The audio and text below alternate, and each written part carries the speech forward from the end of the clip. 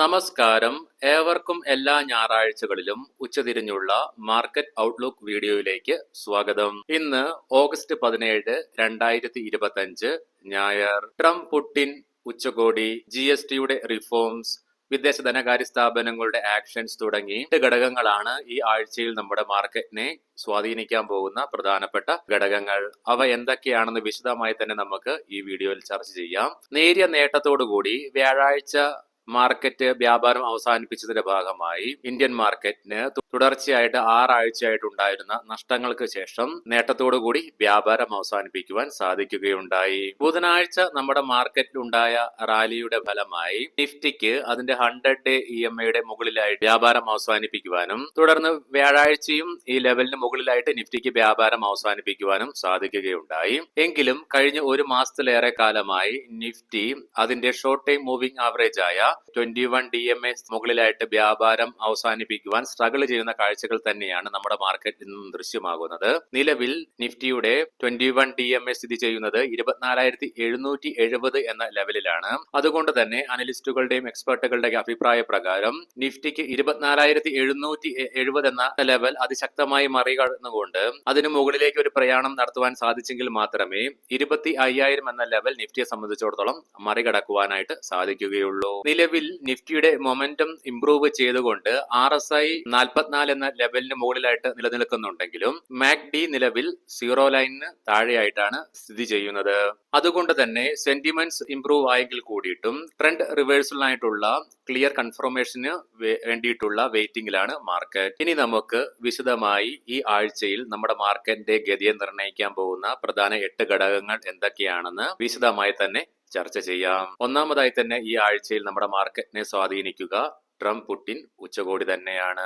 ഇവരുടെയും ഔദ്യോഗിക കൂടിക്കാഴ്ചയുടെ ഫലമായി പുടിന്റെ ഭാഗത്ത് നിന്നും ഇരു കൂട്ടരും തമ്മിൽ ഒരു അണ്ടർസ്റ്റാൻഡിംഗിലേക്ക് എത്തിച്ചേർന്നു എന്നുള്ള സ്റ്റേറ്റ്മെന്റ് വന്നപ്പോൾ അമേരിക്കൻ പ്രസിഡന്റ് ട്രംപിന്റെ ഭാഗത്ത് നിന്നും വെരി ഗുഡ് മീറ്റിംഗ് എന്ന ഒരു സ്റ്റേറ്റ്മെന്റ് ആണ് വരികയുണ്ടായത്. എങ്കിലും ഒരു വെടിനിർത്തൽ കരാറിലേക്കോ അല്ലെങ്കിൽ യുദ്ധം നിർത്തുന്ന കരാറിലേക്കോ എത്തിച്ചേരുവാൻ ഈ കൂടിക്കാഴ്ചയുടെ ഫലമായി സാധിച്ചില്ലെങ്കിൽ കൂടിയിട്ടും ഈ ഔദ്യോഗിക കൂടിക്കാഴ്ചയുടെ ഫലമായി തിങ്കളാഴ്ച മാർക്കറ്റിൽ സെന്റിമെന്റ്സ് ഉയരുമെന്ന് തന്നെയാണ് മാർക്കറ്റ് എക്സ്പെക്ട് ചെയ്യുന്നത്. രണ്ടാമതായി സ്വാതന്ത്ര്യ ദിനത്തിൽ ഓഗസ്റ്റ് 15 ഇന്ത്യൻ പ്രധാനമന്ത്രി നരേന്ദ്രമോദിയുടെ ഭാഗത്ത് നിന്ന് വന്ന സ്റ്റേറ്റ്മെന്റ് തന്നെയായിരിക്കും നമ്മുടെ മാർക്കറ്റിന്റെ ഗതി നിർണ്ണയിക്കുന്ന മറ്റൊരു പ്രധാനപ്പെട്ട ഘടകം എന്ന് അദ്ദേഹം പ്രസ്താവിക്കുകയുണ്ടായി. ദിവാലിയോട് അനുബന്ധിച്ച് ഇന്ത്യയുടെ GSTയിൽ മാറ്റങ്ങൾ കൊണ്ടുവരികയാണെന്ന്. GST നടപ്പിലാക്കി 8 വർഷത്തിന് ശേഷം ആദ്യമായി GSTയിലെ സ്ട്രക്ചറിൽ ഒരു മാറ്റം കൊണ്ടുവരുന്നത് കൊണ്ട് തന്നെ അത് നമ്മുടെ മാർക്കറ്റിൽ വലിയ ഇമ്പാക്ട് ഉണ്ടാക്കും. മൂന്നാമതായിട്ട് പ്രധാനപ്പെട്ട ഗ്ലോബൽ ഇവന്റ്സുകൾ തന്നെയായിരിക്കും ഈ ആഴ്ച നമ്മുടെ മാർക്കറ്റിനെ സ്വാധീനിക്കുന്ന മറ്റൊരു പ്രധാനപ്പെട്ട ഘടകം. തിങ്കളാഴ്ച പ്രധാനപ്പെട്ട ഗ്ലോബൽ ഇവന്റുകൾ ഒന്നും ഇല്ലെങ്കിൽ കൂടിയും ചൊവ്വാഴ്ച US നിന്നും building permit data, housing data, കാനഡയിൽ നിന്നും ഇൻഫ്ലേഷൻ ഡാറ്റ, ബുധനാഴ്ച UK നിന്നുമുള്ള ഇൻഫ്ലേഷൻ ഡാറ്റ, US നിന്നുമുള്ള FOMC മിനിറ്റ്, ഇതിനൊക്കെ ശേഷം വെള്ളിയാഴ്ച നമ്മുടെ മാർക്കറ്റിന് അടച്ചതിന് ശേഷം ഫെഡ് ചെയർമാൻ ജെറോം പവലിന്റെ സ്പീച്ച് തുടങ്ങി പ്രധാനപ്പെട്ട ഗ്ലോബൽ ഇവന്റുകൾ ഉണ്ട്. അവ എന്തൊക്കെയാണെന്ന് വിശദമായി തന്നെ നമുക്ക് എല്ലാ ദിവസത്തെയും പ്രീ മാർക്കറ്റ് റിപ്പോർട്ടിൽ മെൻഷൻ ചെയ്യാം. സോ ഈ ഒരു ആഴ്ചയിൽ പ്രധാനപ്പെട്ട ഒത്തിരിയേറെ ഗ്ലോബൽ ഇവന്റ്സുകൾ ഉള്ളത് കൊണ്ട് തന്നെ ഈ ഗ്ലോബൽ ഇവന്റ്സും നമ്മുടെ മാർക്കറ്റിന്റെ ഗതിയെ ഈ ആഴ്ചയിൽ സ്വാധീനിക്കുന്ന പ്രധാനപ്പെട്ട ഘടകങ്ങൾ തന്നെയാണ്. നാലാമതായിട്ട് കോർപ്പറേറ്റ് ആക്ഷൻസ് തന്നെയായിരിക്കും നമ്മുടെ മാർക്കറ്റിന്റെ ഗതിയെ സ്വാധീനിക്കുന്ന മറ്റൊരു പ്രധാനപ്പെട്ട ഘടകം. ഈ വരുന്ന 5 ട്രേഡിംഗ് സെക്ഷനിലായിട്ട് 100-ലേറെ കമ്പനികൾ അവയുടെ ഡിവിഡൻസിന്റെയും റൈറ്റ് ഇഷ്യൂവിന്റെയും സ്റ്റോക്ക് സ്പ്ലിറ്റിന്റെയും ബോണസ് ഇഷ്യൂവിന്റെയും തുടങ്ങി പ്രധാനപ്പെട്ട ഇവന്റുകളുടെ റെക്കോർഡ് ഡേറ്റ് ആയിട്ട് പരിഗണിക്കുന്നുണ്ട്. ഡിവിഡൻഡുകൾ പ്രധാനമായിട്ടും നൽകുന്നത് JK paper, Jammu and Kashmir bank, Natco pharma, power grid corporation of India, Senco gold, coal India, Hindustan aeronauticals limited, RVNL, federal bank, Godfrey Phillips, IRCTC തുടങ്ങിയ കമ്പനികളാണ്. അതുകൊണ്ട് തന്നെ ഈ ആഴ്ചയിൽ നടക്കാൻ പോകുന്ന ഈ കോർപ്പറേറ്റ് ഇവന്റ്സുകളും നമ്മുടെ മാർക്കറ്റിന്റെ ഗതിയെ നിർണ്ണയിക്കുന്ന മറ്റൊരു പ്രധാനപ്പെട്ട ഘടകം തന്നെയാണ്. അഞ്ചാമതായി ഈ ആഴ്ചയിലുള്ള IPOs തന്നെയാണ് ഈ ആഴ്ച നമ്മുടെ മാർക്കറ്റിന്റെ ഗതിയെ സ്വാധീനിക്കുന്ന മറ്റൊരു പ്രധാനപ്പെട്ട ഘടകം. ഈ ആഴ്ച IPOയുമായി ബന്ധപ്പെട്ട് വളരെ ഹെവിയായ വീക്ക് തന്നെയാണ്. ഈ ആഴ്ചയിൽ മെയിൻ ബോർഡിലേക്ക് പ്രധാനമായും 5 IPOs ആണ് ലിസ്റ്റ് ചെയ്യുന്നത്.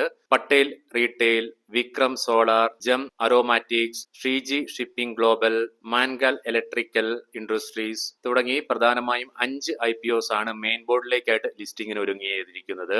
തത്സമയം NSE SME പ്ലാറ്റ്ഫോമിലേക്ക് സ്റ്റുഡിയോ LSDയുടെ IPOയും ലിസ്റ്റ് ചെയ്യപ്പെടുന്നുണ്ട് ഈ ഒരു ആഴ്ചയിൽ. അതുകൊണ്ട് തന്നെ ഈ ആഴ്ചയിൽ ലിസ്റ്റ് ചെയ്യപ്പെടാൻ പോകുന്ന IPOസിൽ നിന്നും നല്ല പ്രകടനം വരികയാണെങ്കിൽ നമ്മുടെ മാർക്കറ്റിനെ പോസിറ്റീവായിട്ടും, ഇനി മറിച്ച് മോശമായ പ്രകടനമാണ് വരാൻ പോകുന്നതെങ്കിൽ അത് നമ്മുടെ മാർക്കറ്റിനെ നെഗറ്റീവായിട്ടും ബാധിക്കും.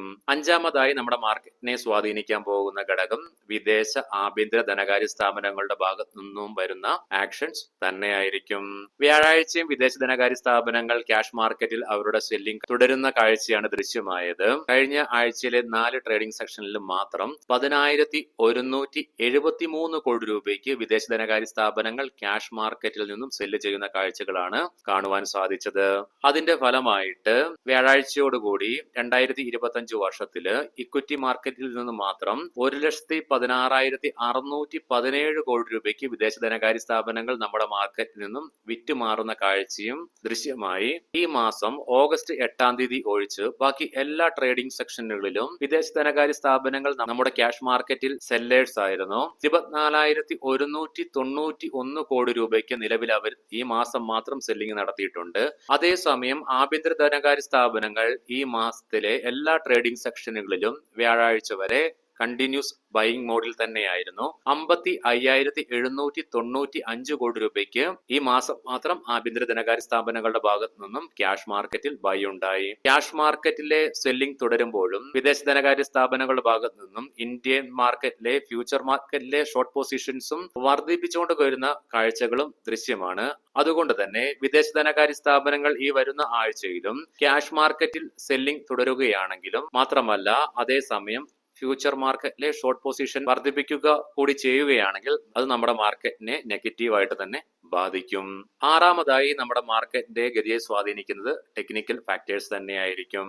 നിലവിൽ നിഫ്റ്റി അതിന്റെ 100-day EMAയ്ക്ക് മുകളിലായിട്ടാണ് വ്യാപാരം അവസാനിപ്പിച്ചു നിൽക്കുന്നതെങ്കിൽ കൂടിയിട്ടും നിഫ്റ്റി നിലവിൽ അതിന്റെ മിഡ് ഡേ മൂവിംഗ് ആവറേജ് ആയ 50-day EMAയുടെയും ഷോർട്ട് ടൈം മൂവിംഗ് ആവറേജസ് ആയ 20-10-day EMAകളുടെയും താഴെയായിട്ടാണ് നിലകൊള്ളുന്നത്. അതുകൊണ്ട് തന്നെ നിഫ്റ്റിയിൽ ഇനി മുന്നോട്ടൊരു പ്രയാണം സാധ്യമാവുകയാണെങ്കിൽ 24,700, 24,800 എന്നീ ലെവലുകളിൽ ഇമ്മീഡിയറ്റ് ആയിട്ട് റെസിസ്റ്റൻസ് ഫേസ് ചെയ്താക്കാമെന്നും ഈ ലെവലുകൾ നിഫ്റ്റി അതിശക്തമായി മറികടക്കുകയാണെങ്കിൽ ഒരു ഷോർട്ട് കവറിംഗ് റാലിക്കുള്ള സാധ്യതകൾ ഏറെയാണെന്നും തൽഫലമായി നിഫ്റ്റി 24,950, 25,080, 25,225 എന്നീ ലെവലുകൾ നിഫ്റ്റിക്ക് മറികടക്കാൻ സാധിച്ചേക്കാം. തത്സമയം നിഫ്റ്റിയിൽ ഒരു ഫോൾ ഉണ്ടാവുകയാണെങ്കിൽ ഇമ്മീഡിയറ്റ് സപ്പോർട്ടായിട്ട് 100-day EMA ആയ 24,575 എന്ന ലെവൽ പ്രധാനപ്പെട്ട ലെവലായി മാറും. തുടർന്ന് ഈ മാസത്തെ ലോ ആയ 24,350 എന്ന ലെവൽ നിഫ്റ്റിയെ സംബന്ധിച്ചിടത്തോളം ഡൗൺ സൈഡിലേക്ക് ക്രൂഷ്യലാണ്.